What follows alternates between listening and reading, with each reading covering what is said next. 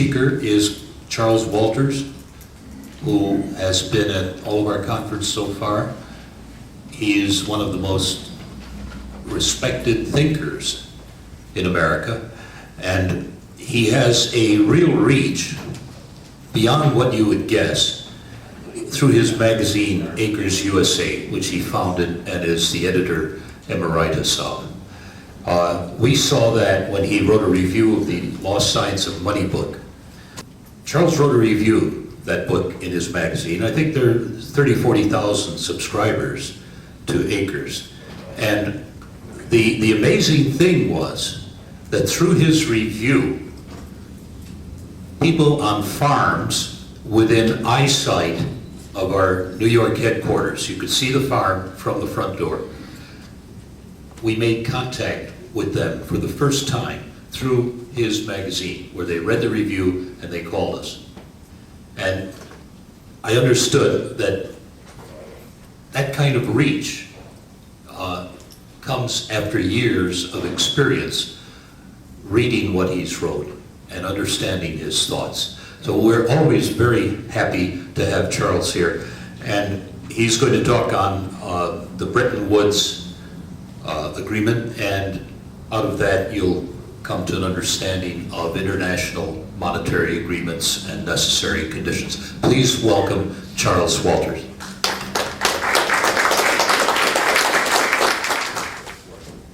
Ladies and gentlemen, I came to this conference by Amtrak.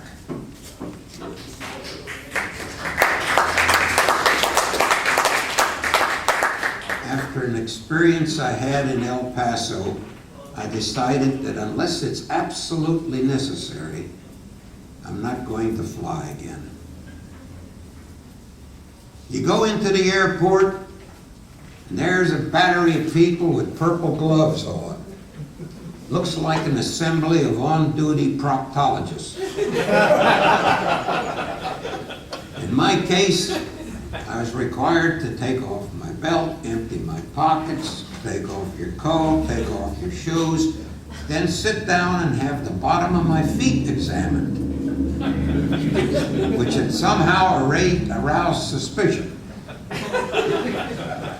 So on the trip up here, I discovered something that's in the back of my mind. There's something different about the countryside. In 1966, I was working with the National Farmers Organization.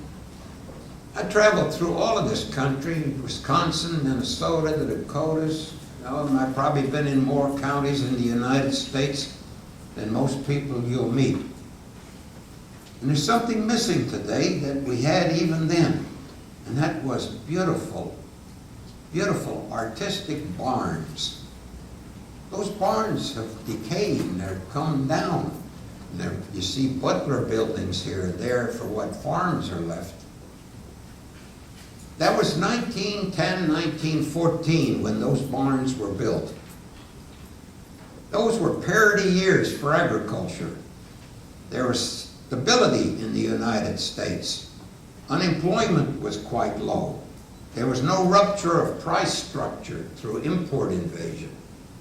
It was called a halcyon period by historians. But it all came to an end on the 23rd of December, 1913, when Joe Cannon ignored the fact that there was no longer a quorum in the House and railroaded into being the Federal Reserve Act.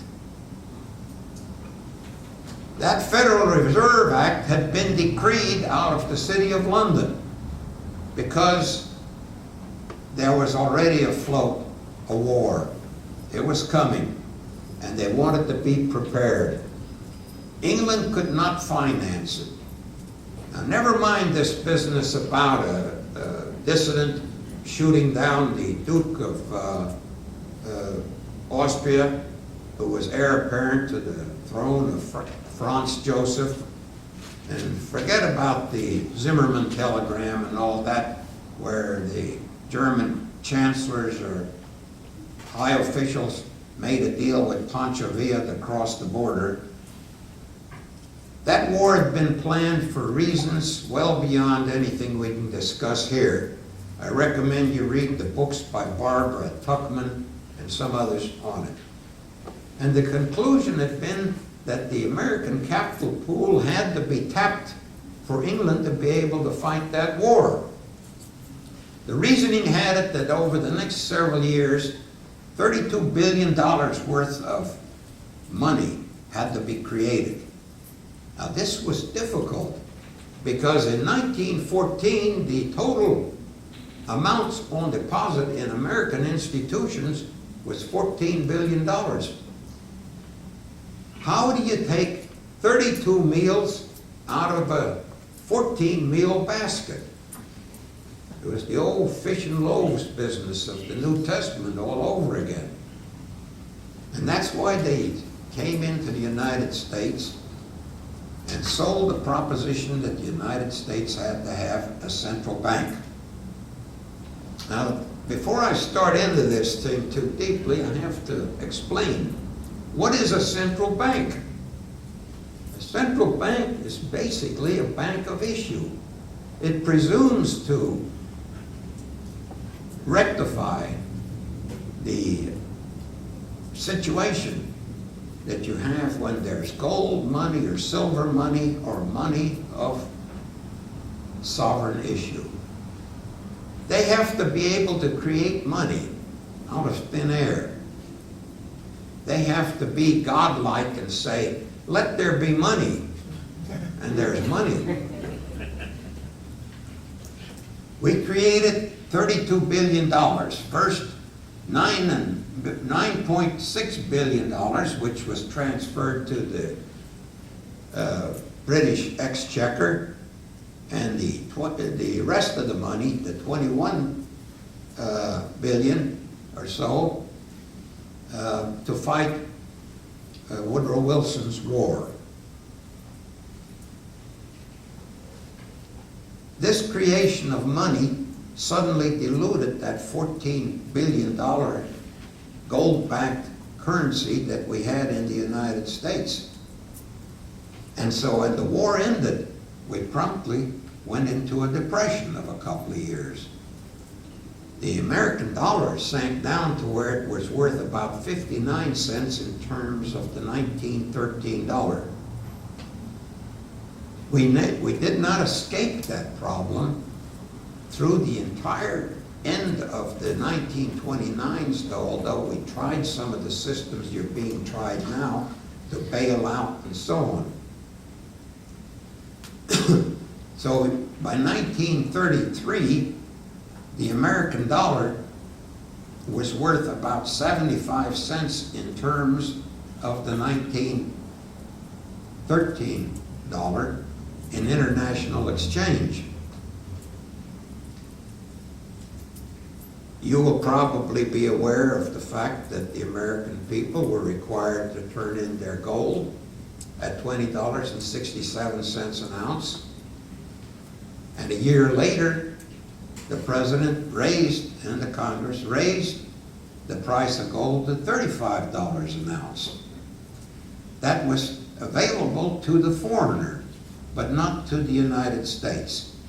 And so we had what we developed as a two-tier dollar. The Roosevelt dollar, used domestically, and the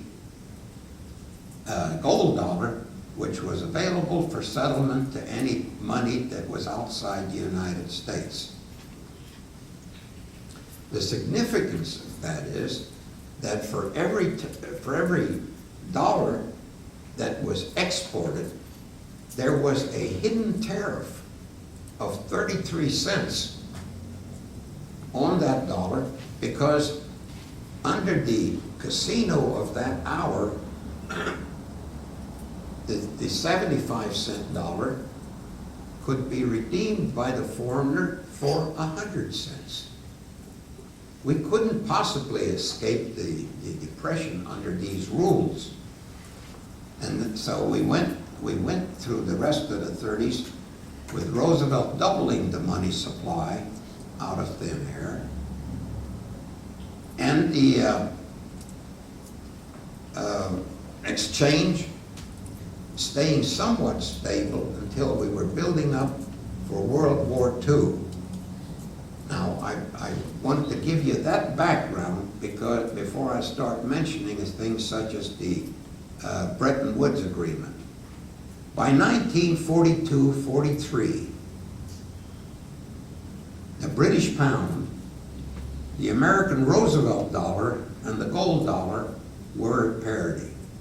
So the question arises, how did we take a moribund 75-cent dollar and return it up to that parity, which was at least 59 cents of the 1913 gold-backed dollar? It happened this way. When the Depression hit in the United States, agricultural prices fell 52%. National income also fell 52%. The ratio at that time of agriculture to national income was 1 to 7. That's the way it stayed until we got to the end of the Depression, despite the fact that some $15 billion had been given to Roosevelt to salvage the Depression. It didn't work. We're not able to do it. But when the war broke out, we promptly returned to that full parity with the British pound and the gold dollar for the following reason. German submarines were surrounding the United States and prevented import invasion. Agricultural prices suddenly came back to a parity because of speculation and because of the War Stabilization Act of 1942. So by 1942-43, we had that parity, and that's when the negotiations were started for the Bretton Woods Agreement. Lord Keynes of England, a socialist, and Harry Dexter White of the United States, a communist, were the two main architects of this agreement. Their idea was that this parity we had would stay that way. Unfortunately, it didn't. By the time that they had finished their original draft, the American dollar had already sunk down 3 cents. It was 97 cents in terms of the gold dollar. By the time the rest of the participants in the Bretton Woods Agreement signed on to it, that dollar had dropped down to 95 cents. By the time that it went to Congress and was passed, it had dropped down to 93 cents.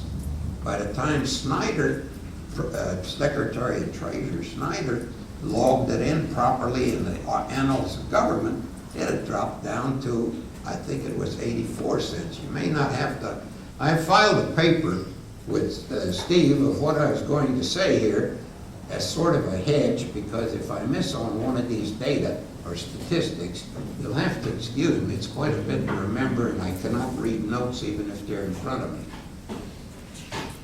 But by the time the International Monetary Fund, which was founded at the time of the Bretton Woods Agreement, became in charge of these international transactions, the American dollar had gone back to the 75-cent dollar that prevailed during most of the Roosevelt period.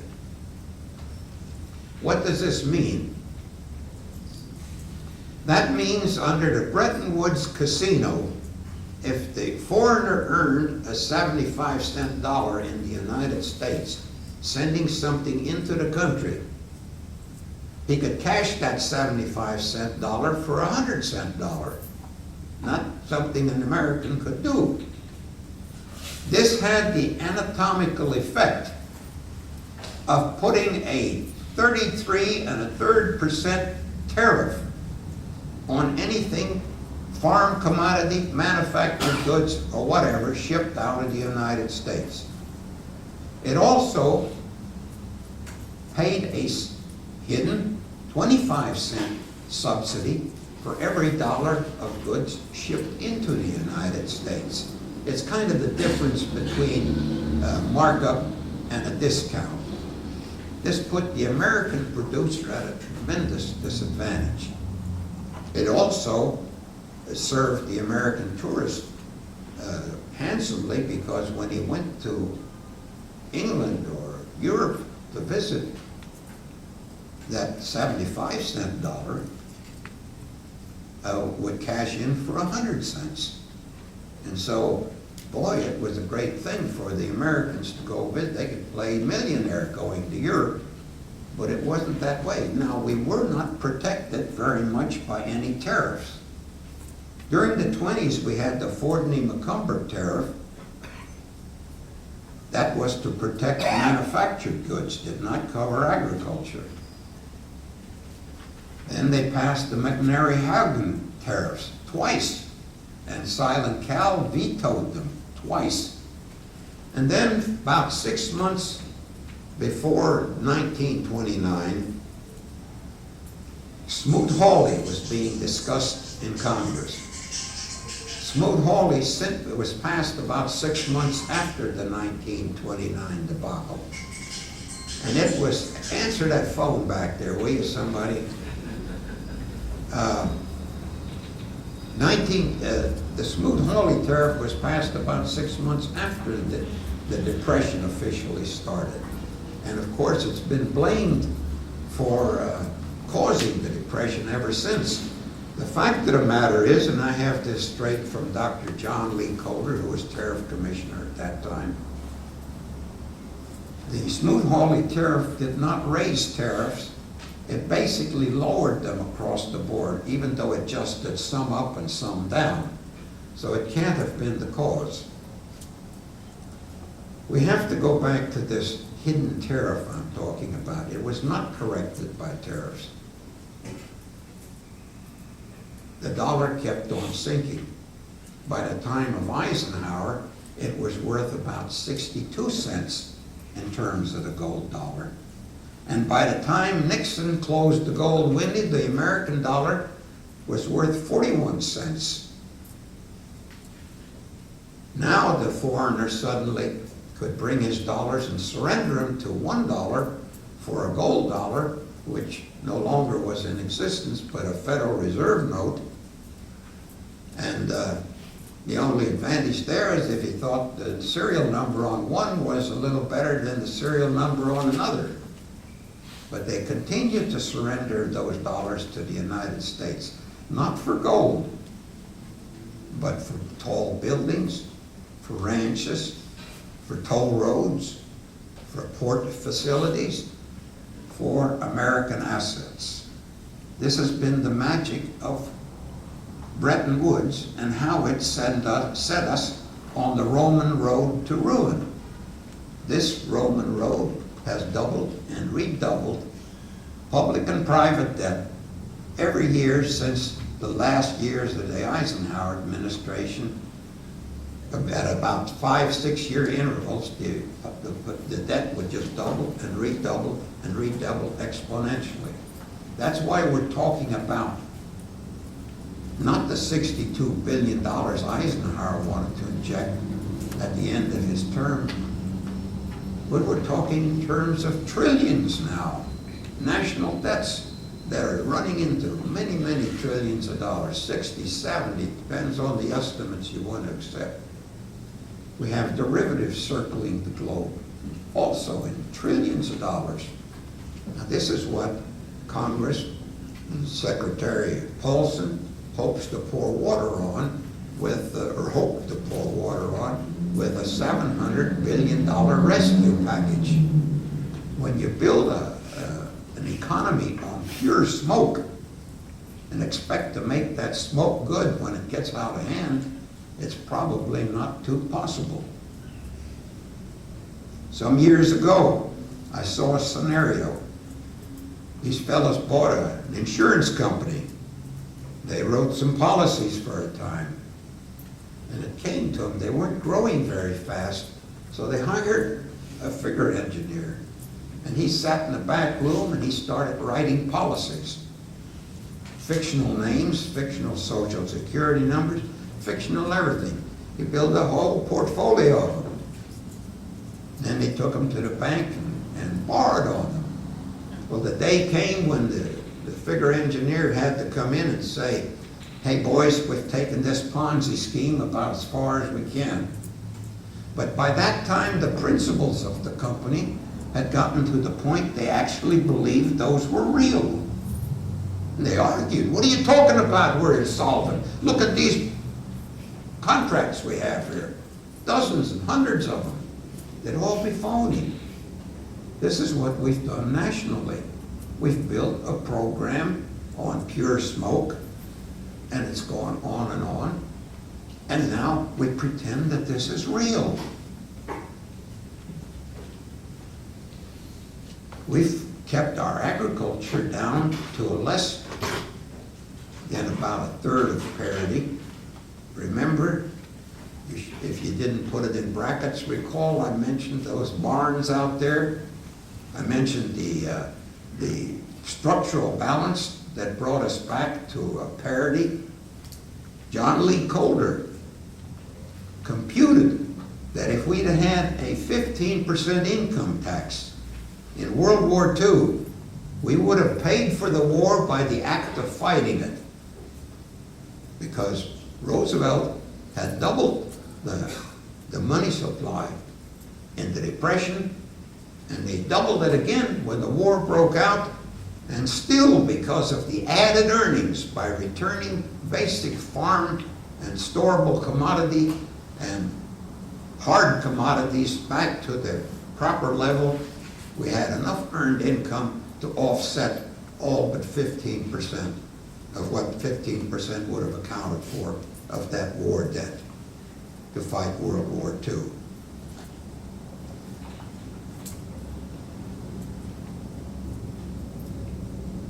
Bretton Woods is still with us. We're still the reserve currency of the world. How long it will last is anybody's guess. How long any of this is going to last, I don't know. But we certainly have a better shot at repairing it by taking a look at the fact that labor and raw materials created capital to start with. Capital didn't create itself. Today we pretend that we can create capital and then use that capital to create more capital. And we can do that over and over. We can let speculation run rampant. An earlier speaker mentioned that Clinton administration had seen to the repeal of the Glass-Steagall Act.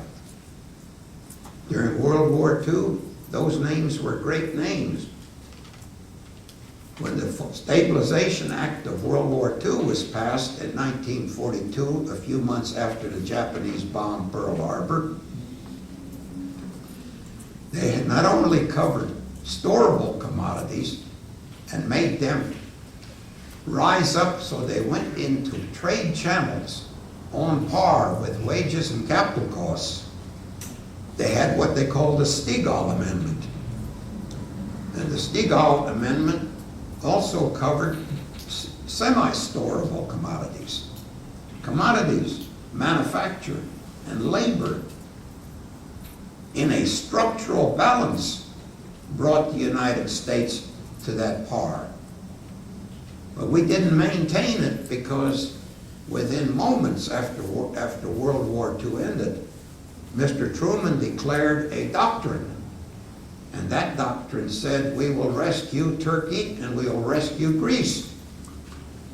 And then somebody said, we also need to rescue Europe because communists is going to take over the world, communism. So Truman said, call it anything but a Truman Plan. So the Marshall Plan was born. And then Truman said, we have a Cold War on our hands. And for 30 years we had a Cold War. Today we have 737 military bases strung around the world. Bretton Woods was created or drafted on the premise that we would maintain the integrity of the American dollar. We have not been able to do that. it has continued to fall, and at my last computation, that dollar, in terms of the 42, 43 equals 100 Bretton Woods scenario, is now worth 3 cents. I wish I could see that audience out there a little clearer. I don't know whether I have sculptured stone on my hand or whether I have left everybody behind, or whether this makes reasonable sense to you. Maybe to plumb that idea, we will ask for a few questions.